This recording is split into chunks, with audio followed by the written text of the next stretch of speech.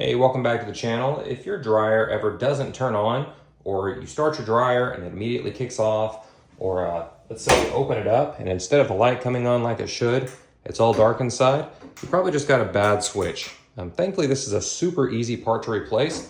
I'm gonna show you how to go through it really quick. It only takes one thing, a Phillips screwdriver, and about 5 minutes of your time. So, as always, start by unplugging your dryer. If you are gonna mess with some electrical wires, don't get scared by that. Pull out your lint trap. You have 2 screws right here and right here. So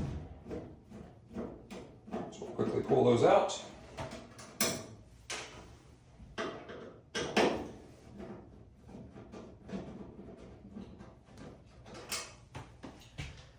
Now this top lid just pops right up. So you grab one corner, give it a pull, grab the other, give it a pull. This whole thing will rotate back, giving you a view inside. This is the only wire that holds that switch in. So there's a little tab right here, pull back on the tab, comes right loose. You can have 2 screws down beneath.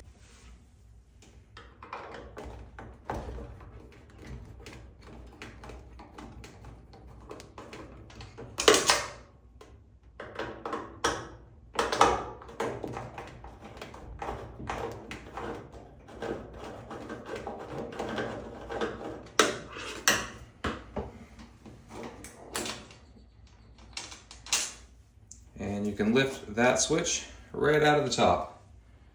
And that's all there is to it. Pop the one out, put your new one in, screw it back in, you'll be back and running in no time. If you need it, you can follow the link in the description to get the one for this particular dryer. If this helps you, I'd appreciate a like. Give me a comment if you have a question or something else you'd like to see me fix. And I always appreciate a subscribe. Thanks, have a great one.